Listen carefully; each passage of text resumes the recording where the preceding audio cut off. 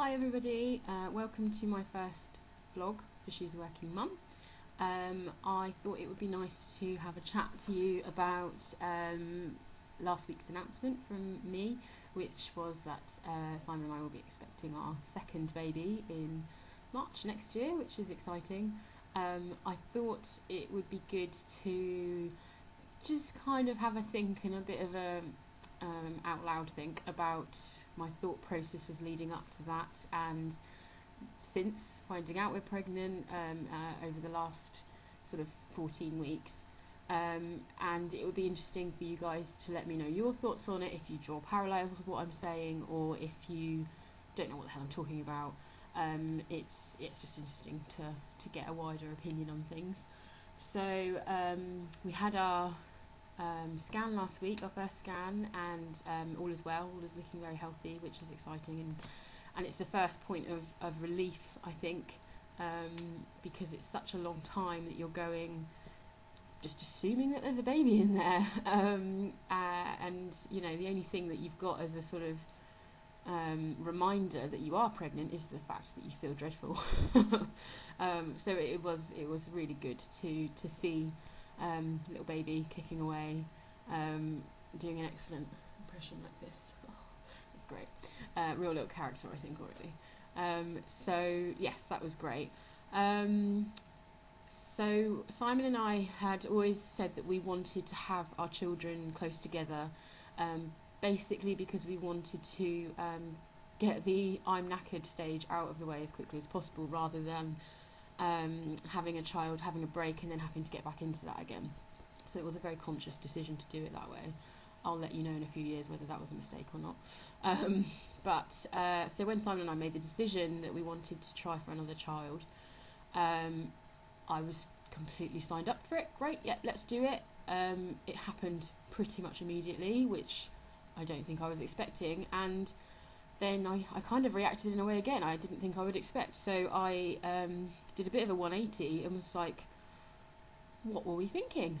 Why are we having another child? What makes us think we're ready for another child? And then I had guilt for Oliver, and I thought, oh, why are we doing this to Oliver? He's not going to get as much attention, and why am I doing this to him? And it was very odd. And then before I had time to actually process any of that and be a bit more rational about it, I was straight into, you know, the sickness and nausea and pure exhaustion that comes with the first trimester of pregnancy. So actually it's been quite tough. Simon, on the other hand, was very excited as soon as we found out. In his mind it was great, job done, let's crack on. And the spreadsheet didn't explode that rules our lives. So it was acceptable, it was good. So we moved on. So yeah, straight into sort of nausea. I had some differences to my first pregnancy, in that with Oliver I had a lot of nausea and I felt very sick, and very tired, but I was never sick, which in some ways is worse because you just don't get any relief at all. This time I've had both, so I've had quite bad nausea, but also I have been sick as well, and the exhaustion. I can't make up my mind with the exhaustion whether it's worse. Simon says it's not worse, it's just that we've got Oliver to deal with, so it feels like a different level of exhaustion, and I think there's probably some truth in that. So that's not been too bad. I think one of the weirdest things I've had, which I had forgotten about, was that maternity clothes make me feel really sick. And that's really bad when you need to buy some and you can't even look at them in the shop. In fact, it's making me sick to talk about it right now. I think it's an association thing. I've looked it up because I thought it was so weird, and other people seem to have the same thing with music or particular programs on TV where they were suffering so bad with morning sickness whilst that song was on or doing that activity, that now any association with it immediately brings on that feeling, and that is what I have with maternity clothes, which is a really interesting one. So that's been fun. I've had to do some pretty quick dashes into shops to get some trousers. Even online it has the same impact. It's really bizarre. Yeah, so that's been interesting. it's different second time around with pregnancy, because with the first pregnancy it's very new, and every step and every change and every symptom is exciting because you haven't done it before, and you don't know what to expect, and it's all new. Whereas second time, you know exactly what to expect, you know exactly how horrible it is, and you're under no illusion about it. So it's tougher going, I think. And I have sort of noticed that I found that quite hard. I think it did take me. I really honestly feel like it's only now I'm starting to get excited, because it was so tough to begin with, and you just remember how hard it is. And so it wasn't really until Thursday when we had the scan, and you actually saw baby, and you're like, yeah, there is a baby in there. You feel this rubbish for a reason, and everything's healthy, and also then everybody knows you're not hiding it from people anymore. That relief, I think, has had a big impact on me starting to feel a bit more human again, which is great, because it's just felt like a very long 14 weeks. So it's nice to be a bit more me again. But all those things come back that you forget about, like the fact that you cannot go through an entire night without going to the toilet at least twice, which is really annoying when you just want to be comfy in bed.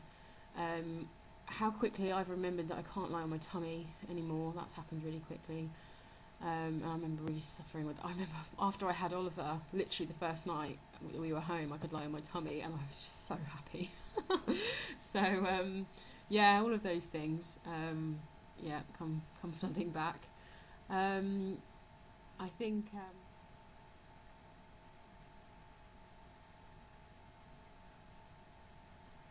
I have had people asking me whether I think I'm having a boy or a girl, and I can't answer that. I didn't know with Oliver. I don't know now.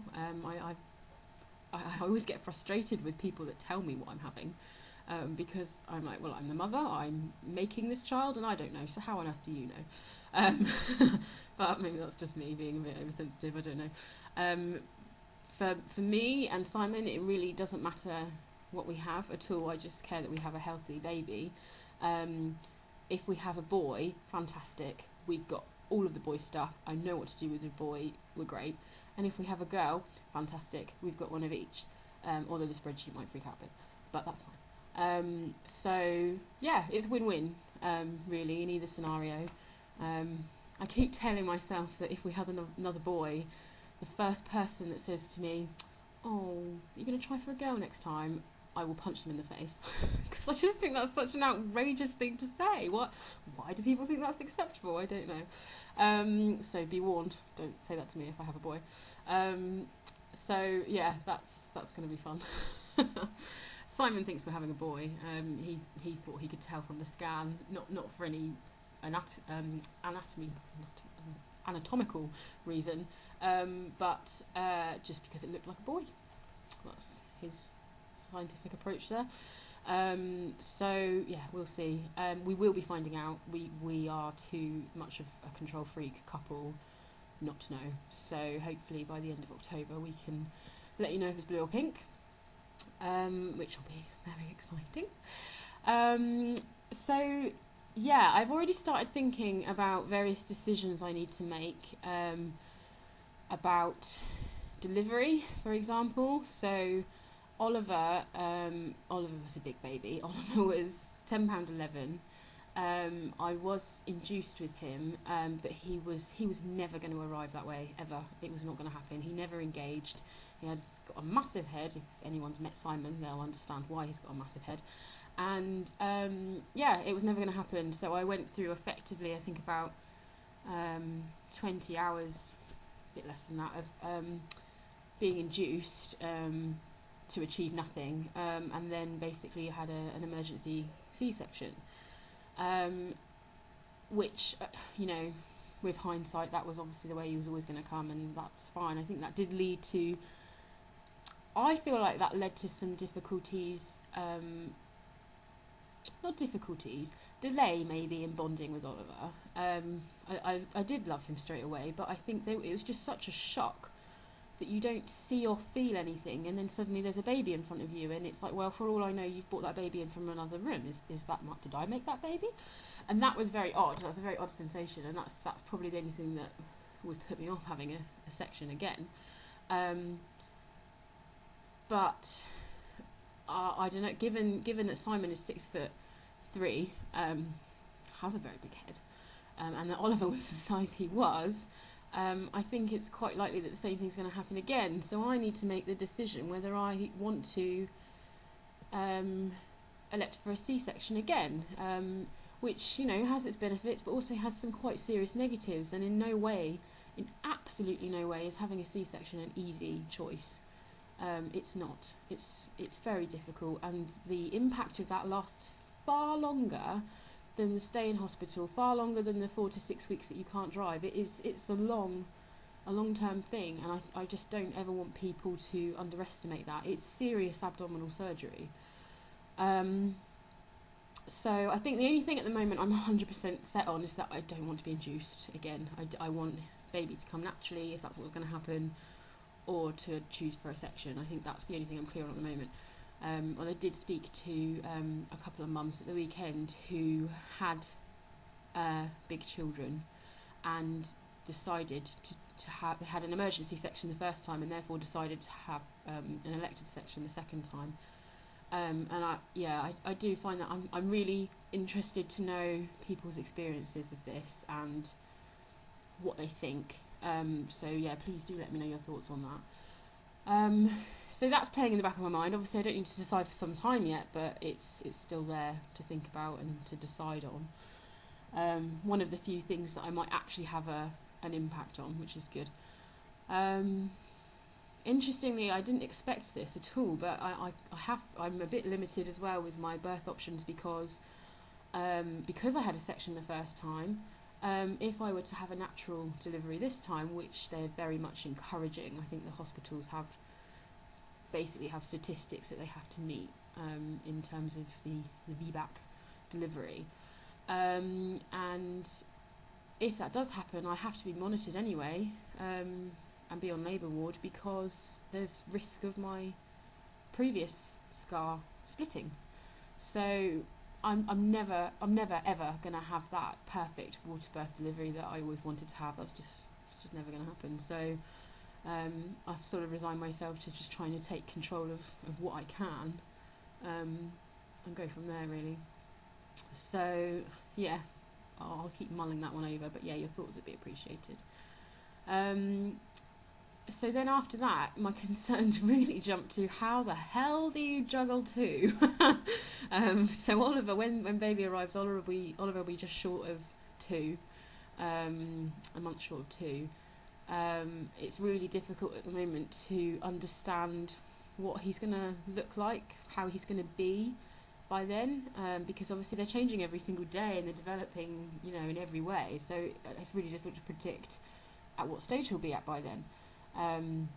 If I were to be having the baby now, I don't know how I'd cope with that because Oliver is very hard work. Not that I think it'll be any less hard work when he's 2, but yeah, I'm hoping the biggest change will be communication. That he's chatting away now, but it doesn't make a whole lot of sense. So I'm hoping that by the time he's heading for 2, that it will be a little bit more coherent at least. It always shocks me how much he actually understands of what I'm saying. You know, he might not be able to make those sentences and communicate fully, but he knows what I'm saying.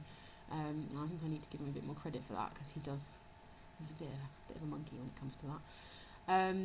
So yeah, how do you cope with that? How do you introduce a new baby to Oliver? How do you do that transition? I had a really good book recommended to me by a friend, which is to sort of explain how mummy's pregnant, which I need to get that book because I think that's going to be quite important, especially with the amount he's kicking at the moment. Oliver, not the baby. So I think that I need to sort of work on that. And I know a lot of people do things like get Oliver, you know, a present from the baby and things like that, which I think we'd like to do. But again, any other advice on how to manage that would be appreciated. Yeah, and then yeah, how do you cope with life? How does how does the morning work? How do you get 2 children ready and off and out to the childminder and then off to work, as opposed to one? I think we've got the process with Oliver pretty solid. We're really good at it now. That works well. How do you do that with 2? No idea. Again, advice recommended. Thank you. So yeah, it's all of those things that are starting to creep into my mind. I can't forget that I will have a chunk of time before going back to work where I can, try and figure all of that stuff out, do a few dry runs. But yeah, those things are definitely already there, playing on my mind.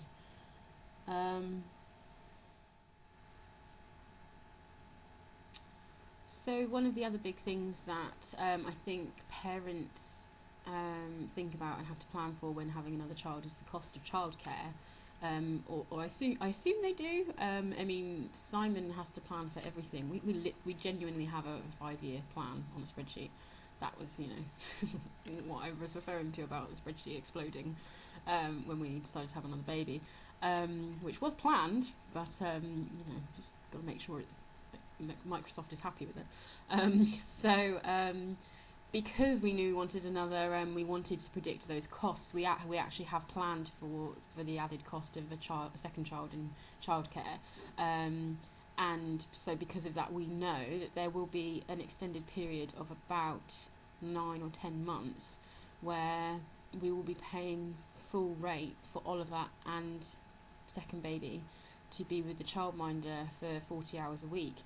And that we're basically looking at somewhere around £1,200 a month for that, which is a phenomenal amount of money. But we know that, we're prepared for that. We're aware that then there'll be a point when we'll be getting our 33 hours or 22 as it works out across the whole year. 3 hours for Oliver, and then it will reduce slightly, and then before you know it, Oliver will be looking at going to school, and that's that change. So we have planned for that, and we do know that, but that's going to be quite difficult, quite a strain financially. But like I say, the spreadsheet says it's okay, so it's okay.